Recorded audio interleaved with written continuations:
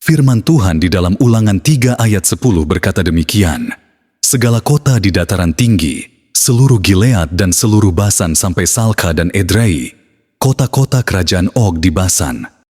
Kita memahami bahwa dataran tinggi Golan, yang dulunya dikenal sebagai Basan dalam Alkitab, saat ini adalah wilayah yang sah milik Israel, bukan Suriah.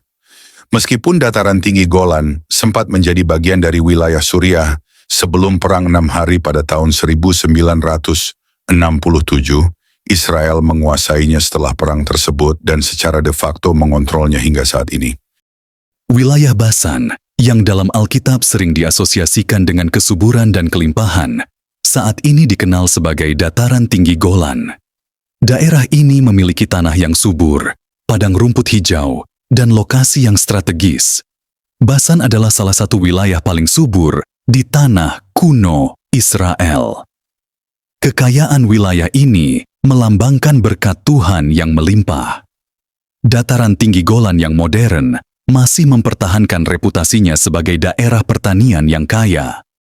Secara historis, dataran tinggi Golan memiliki hubungan dengan berbagai peradaban, termasuk bangsa Israel kuno. Dalam Alkitab, Basan sering disebut sebagai tanah yang subur dan kaya. Namun setelah peristiwa modern yang melibatkan konflik Arab-Israel, dataran tinggi Golan menjadi bagian dari wilayah yang diperebutkan, dengan klaim dari Suriah dan ketegangan di antara negara-negara di kawasan tersebut. Kitab Yosua juga mencatat pembagian tanah di antara suku-suku Israel, dan Basan diberikan sebagai warisan kepada suku Manasye. Seperti yang tertulis di dalam Yosua 13 ayat 29-31. Kepada suku Manasye yang setengah itu, yakni kepada puak Bani Manasye yang setengah itu, menurut kaum-kaum mereka, telah diberikan Musa bagian ini. Daerah mereka mulai dari Mahanaim, seluruh Basan, seluruh kerajaan Og, Raja Basan, dan segenap Hawot Yair, yang di Basan itu, 60 kota, banyaknya. Selanjutnya setengah Gilead, Astarot, dan Edrei, kota-kota kerajaan Og di Basan, menjadi bagian Bani Makhir, anak Manasye, yaitu bagian setengah Bani Makhir, menurut kaum-kaum mereka. Kitab Ulangan mencatat bahwa ketika bangsa Israel meninggalkan Mesir dan memasuki tanah yang dijanjikan, mereka berperang melawan raja-raja yang menguasai wilayah timur Yordan, termasuk Raja Og dari Basan. Raja Og adalah salah satu dari raksasa terakhir yang disebutkan dalam Alkitab, dan Basan dikenal sebagai tanah yang kaya dan subur. Firman Tuhan dalam Ulangan 3 ayat 1-11 berkata demikian, "Kemudian beloklah kita dan maju ke arah Basan, dan Og, Raja Basan dengan seluruh tentaranya maju mendatangi kita untuk berperang di Edrei. Tetapi Tuhan berfirman kepadaku, janganlah takut kepadanya, sebab aku menyerahkan dia ke dalam tanganmu, beserta seluruh tentaranya dan negerinya. Dan perlakukanlah dia seperti yang kau lakukan terhadap Sihon, raja orang Amori, yang diam di Hesbon. Dan Tuhan, Allah kita, menyerahkan juga Og, Raja Basan, beserta seluruh tentaranya ke dalam tangan kita, dan kita mengalahkan dia, sehingga tidak seorang pun luput. Pada waktu itu kita merebut segala kotanya. Tidak ada kota yang tidak kita rampas daripada mereka. 60 kota, seluruh wilayah Argob, kerajaan Og di Basan. Semuanya itu adalah kota berkubu dengan tembok yang tinggi-tinggi, dengan pintu-pintu gerbang dan palang-palangnya. Lain daripada itu sangat banyak kota yang tidak berkubu. Kita menumpas seluruh penduduknya, seperti yang kita lakukan terhadap Sihon, Raja Hesbon, dengan menumpas penduduk setiap kota, laki-laki, perempuan dan anak-anak. Tetapi segala hewan dan jarahan dari kota-kota itu kita rampas bagi kita sendiri. Jadi pada waktu itu dari tangan kedua raja orang Amori itu kita merampas negeri yang di seberang sungai Yordan, mulai dari sungai Arnon sampai gunung Hermon. Orang Sidon menyebut Hermon itu Sirion, dan orang Amori menyebutnya Senir. Segala kota di dataran tinggi, seluruh Gilead dan seluruh Basan, sampai Salka dan Edrei, kota-kota kerajaan Og di Basan. Hanya Og, Raja Basan, yang tinggal hidup dari sisa-sisa orang Refaim. Sesungguhnya, ranjangnya adalah ranjang dari besi.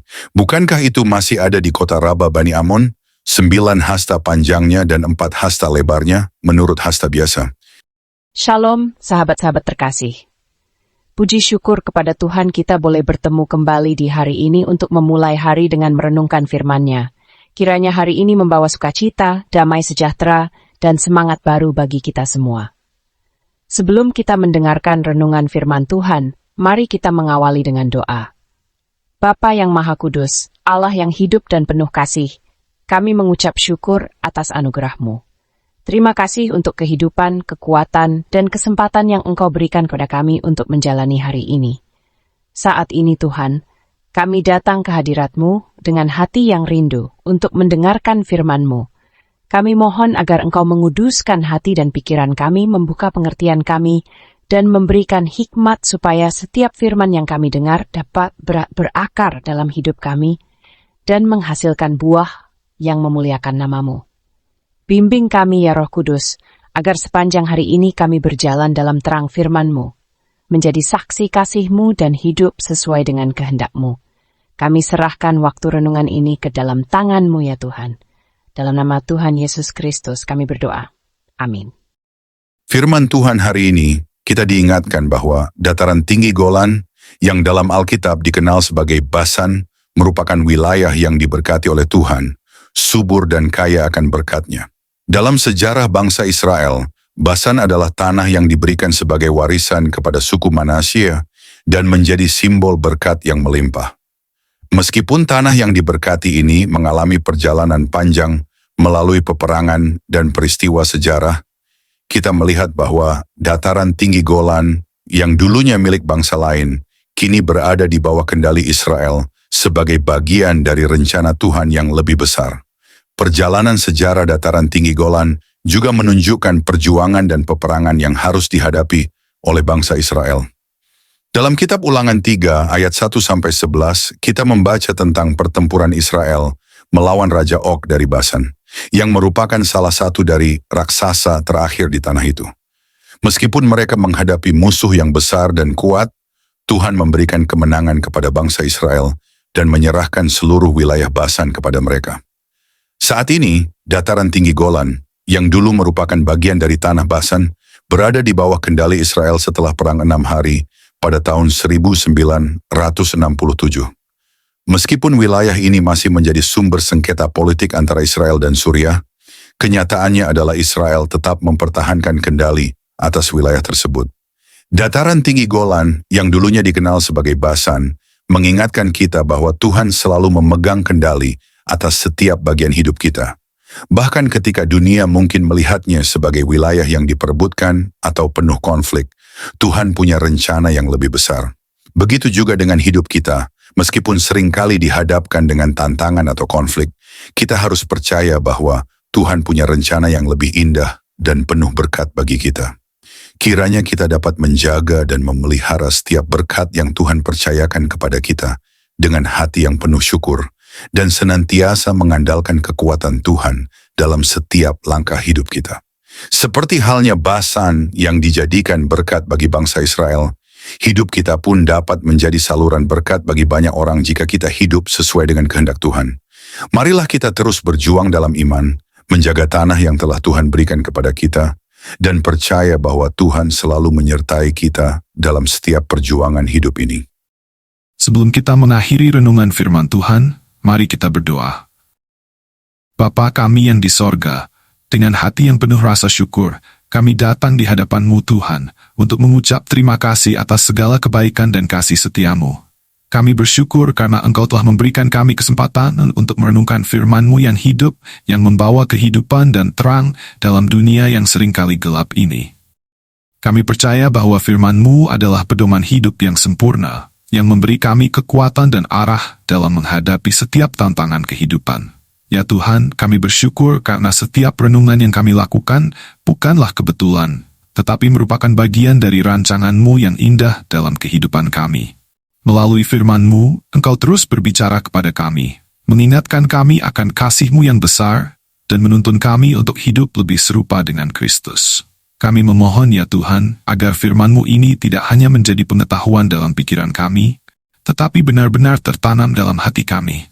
Biarlah firman-Mu mempengaruhi setiap aspek hidup kami. Cara kami berpikir, berbicara, bertindak, dan bahkan bagaimana kami memperlakukan orang lain. Tuhan, kami menyadari bahwa tanpa anugerah dan kekuatan dari-Mu, kami tidak dapat melakukan apapun. Kami tidak cukup kuat untuk menghadapi kehidupan ini dengan kekuatan sendiri. Tuhan, kami juga berdoa bagi mereka yang sedang bergumul, baik dalam sakit penyakit, pergumulan finansial, maupun masalah dalam hubungan keluarga. Engkau yang mengenal setiap hati, setiap doa yang terucap dalam keheningan, dan setiap kesulitan yang kami hadapi. Kami percaya bahwa tidak ada yang mustahil bagi-Mu.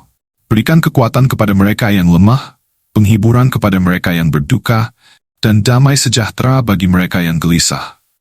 Kami percaya bahwa dalam segala sesuatu, Engkau turut bekerja untuk mendatangkan kebaikan bagi umat-Mu yang mengasihi Engkau. Tuhan, kami menyerahkan segala aspek hidup kami ke dalam tangan-Mu yang penuh kasih. Kami menyerahkan keluarga kami, pekerjaan kami, studi kami, pelayanan kami, dan segala perencanaan kami kepadamu. Kami percaya bahwa Engkau yang memegang kendali atas segala sesuatu, dan tidak ada yang terjadi di luar pengetahuan dan izin-Mu. Berikan kami kebijaksanaan untuk membuat keputusan yang tepat, keberanian untuk mengambil langkah yang benar, dan kesabaran untuk menunggu waktu-Mu yang sempurna. Akhirnya, Tuhan, kami menyerahkan hidup kami sepenuhnya ke dalam tangan-Mu. Kami mohon agar Engkau terus memperbaharui semangat kami, menguatkan kami, dan memberi kami damai sejahtera yang hanya dapat kami temui di dalam Engkau. Kami percaya bahwa tidak ada yang dapat memisahkan kami dari kasih-Mu, dan bersama-Mu kami lebih dari pemenang. Kami berdoa semuanya ini dalam nama Tuhan Yesus Kristus, Tuhan dan Juru Selamat kami, yang hidup dan berkuasa sampai selama-lamanya. Amin.